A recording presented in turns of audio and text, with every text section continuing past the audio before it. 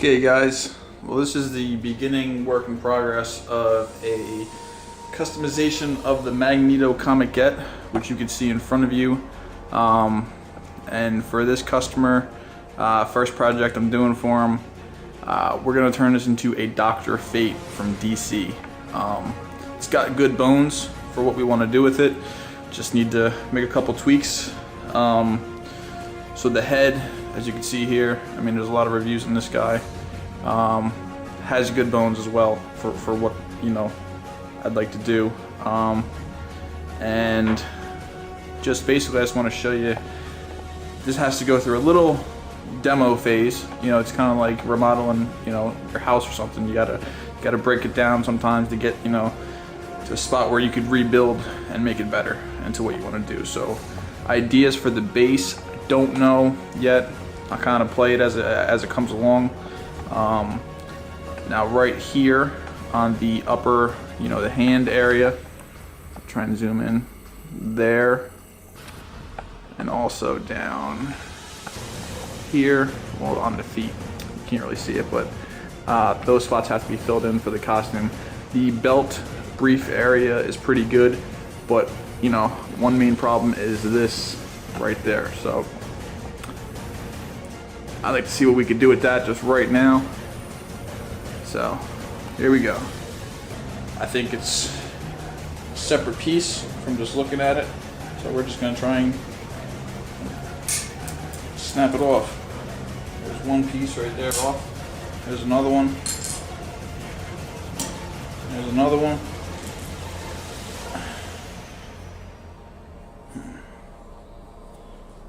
I don't want to really break him more than needs to be, because then that's more that needs to be patched up. And for this, I mean, I'm just grabbing the screwdriver that I keep in my kitchen drawer. You know, this is not any special kind of tools or anything that needs to be used, other than a little force. Alright, so they got some glue in there.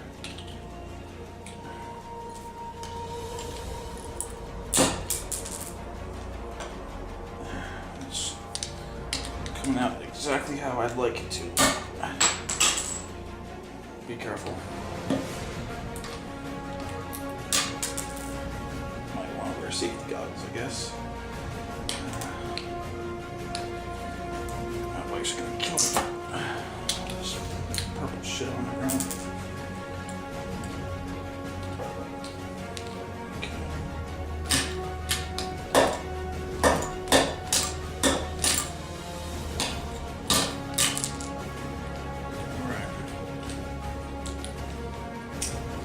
So, at this point,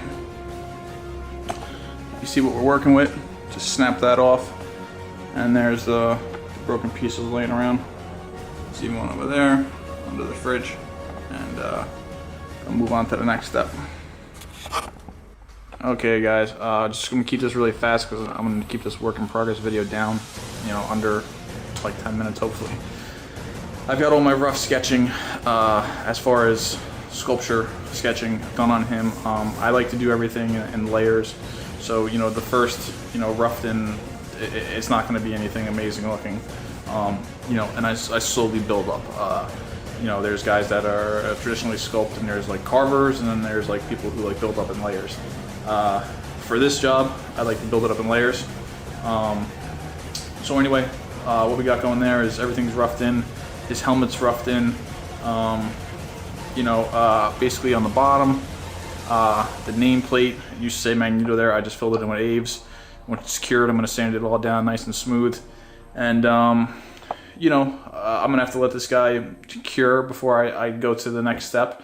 And, you know, I got to put the mohawk on his helmet and the eyes. And, you know, just there's going to be, at this stage, sculpture-wise, maybe he's, you know, 50% done. This is just the roughed in there ideas. You know, I got to figure out what I'm doing cape wise, how I want to, you know, touch up the back of the cape, because I don't really like how it's sitting so much. And then from there, this will get hard, and then, you know, the previous Aves is now hard, so I can put other stuff on top of it and put pressure and sculpting on it when I can't do that now because it's still curing and it's still wet. So you got to have patience with it. You know, if you try and push too much in one day, you're just gonna wind up screwing yourself up. And you know, patience is key. And what I like to do with my pieces, especially pieces that are like sideshow pieces or production pieces, because they're traditionally good resin, good materials. The overseas stuff, not all the time is. So if you want to try and adopt this technique, like anything in life, test it on a very small portion underneath the statue, someplace where you could easily hide it, you know, and/or fix it. But he looks white and hazy, you know, as far as, you know, on his chest. Try and get in there so you can see it. And now, you know, there's two ways to do this. You know, I could put this guy in a bath of acetone and totally strip him down, and that's a really good way. I mean, but I don't have a bath of acetone. I've never really done it that way. So what I've done with all my statues is I use 91% alcohol. You get this Walmart, Walgreens, CVS. I just put a little squirt bottle head on top of it, and believe it or not, this alcohol will help you sculpt with Aves amazingly. It's, to me, better than any of their safety solvent or the stuff that they, you know, they say you're supposed to use. Granted, you know, could they say there's adverse effects or whatever? I'm sure. You know, some people might look at this technique and think that I'm totally wrong for doing it this way, and you know, that's totally understandable. But this is how I've done all my statues, and I haven't had a problem yet. And so basically, I'll just show you just real quick. He doesn't feel, you know, he's all the alcohol is pre-cured. Like this is just a haze, even though it might look like it's three-dimensional, this white stuff on top of him. It's not. So basically what I do is, you know, on the specific area, like let's pick the glove. Now I've already done this, so I'm not going to do it again, but just so you could see. Okay, here, there's the glove area, right? Now I use these like rubberized sculpting tools. See it? There they are. Okay. They got like a rubber tip on them. So what I would do is spray the area, give it a second to soak in there, and then I would go back in there and start, you know, roughing out the sculpt, smoothing it in. At that stage, it's kind of basically already smooth. The next thing I would do is, you know, sand it down, you know, once he's totally cured. You know, look at it, see if there's any places I don't like, you know, maybe do another layer of Aves. You know, it all depends. Sometimes, you know, you get lucky, sometimes you gotta rework stuff. And then what I do, just in a nutshell, you know, granted, this is just, everyone's got their own thing. You know, there's more than one way to skin a cat. You don't have to listen to me.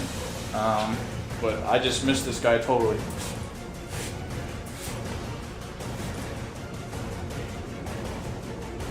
Okay guys, so here is the finished Dr. Fate, custom from Magneto. I did a lot of little special tweaks on this guy here. Basically, you can see, you know, from the previous videos that it was a Magneto. I made a custom 3D Dr. Fate nameplate, which you might not appreciate it, but if I go this way, you can see that it's 3D and comes off the backdrop. Besides that, I gave him a nice gold medallion, gave him a classic helmet look. It's not really showing up, but it's a very sparkly gold for the helmet. That mohawk on the helmet there is a piece of metal cut. And then what I did was, I saw some kits of Dr. Fate, a character, where he's like floating off of the Ankh, which is the that symbol in the back there. And I wanted to incorporate that somehow. And there's not really any room because the base is so tiny itself. So I made a secondary base with that, you know, matches in with the other one. And you just put it behind it, and you know, it raises up. And that's cut out of metal. And so anyway, I really like how this guy turned out. It's great. The colors really pop, and you can't really see all the shading like usual. And I love this piece. And you know, it's turning it around upside down. That Magneto comic cat that was a little bit out of scale. I had one. This is actually the exclusive. It's the like number 3, I think, number 3 or 13 in the run. And yeah, we decided to turn it into this guy for the customer. And I really hope he's happy with this. And I'm gonna spin it for you, and you guys can get a better look at it. But all the the muscle work is, there's no shading gray in there. I'm totally against shading gray. I hate it. So basically it's a silver that I put down under the blue, and then I use a very dark navy blue to highlight, actually low light the muscle groups, and then I spray a clear blue over top of it. But yeah, there's some browns, like light browns to oranges in the shading. And let me turn this guy on for you. There we go. And then we could just check it out and appreciate it for a second. Really like how it came out. It's my first time doing any work for this guy, and I'm hoping he really likes it. And obviously you would not display the back end of it, but from the front it looks real good. And there's a little bit of a design on there. It has a nice reflection. And it's just a great power pose, and the anatomy's great, and it was really cool to turn this into a different character. And I really feel like even if you get rid of that Ankh, and just take it out of there. Here, let's do that. Okay. And we'll just look at the statue itself. I mean, it looks pretty much like a production piece.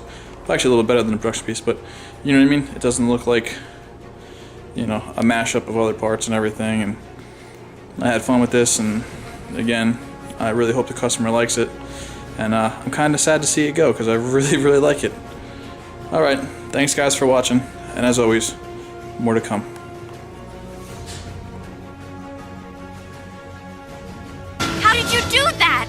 With style, Petit. With style.